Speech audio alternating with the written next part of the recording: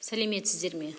Біз бүгін өз жобамызда осындай да мамандық бар атты презентациямызды таныстырмақшымыз. Мұнда мамандықтың түрлерін 5-ке бөліп қарастырдық.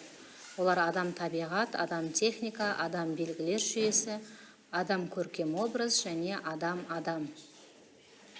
Бұл мамандық түрлері осы айтылған байланыстарды көрсетеді. Адам табиғат мамандықтарына диқан, егінші, бағбан, агроном, биолог жатады.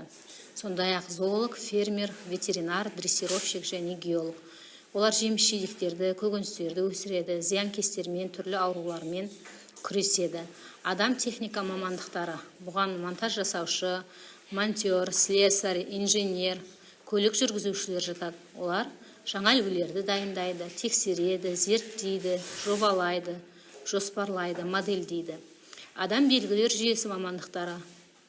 Оған кітапханашы, аудармашы, хатшы, программист, сызбашы және штурман жатады. Олар мәтіндер мен кестелерді өңдейді, ойша есептейді, сызба, карта, схемалармен жұмыс істейді және ауа райын немесе басқа нәрселерді бақылайды. Адам көркем образ, суретші, фотограф, визажист, сәнгер, композитор, музыкант, актер, артист, әнші, зергер осы топқа жатады. Олар шығармашылықпен айналысатын адамдар, сахнада өнер көрсетеді. Адам мамандықтары. Олар мұғалімдер, оқытушылар, тәрбиеші, бапкер, дәрігер, заңгер, менеджер, сатушы және даяшылар. Олар оқыту, тәрбиелеу, үйрету, емдеу, құқық қорғау жұмыстарымен айналысады. Ал біз бүгін жеке алғанда жол салушы және жол өңдеуші мамандығымен таныстырмақшымыз. Осындай мамандық бар екенін сіз білесіз бе? Бұл мамандықтың жоғарыда көрсетілген мамандықтың 5 түріне де қатысты екенін сіз аңғардыңыз ба? Жол салу ісі біздің еліміздің экономикасында тікелей байланысты.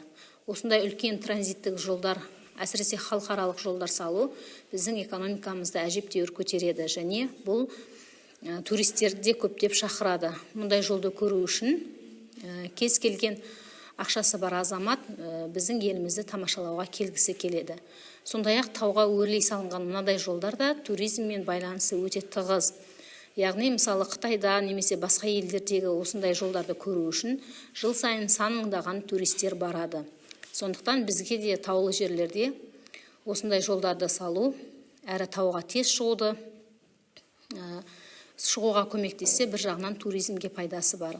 Елімізде тапшы мамандықтары және болашақ бітірушілерге қалай мамандық таңдау қажеттігін көргіңіз келсе, мына гиперсілтемеде берілген мақаланы оқып шығуды ұсынамыз.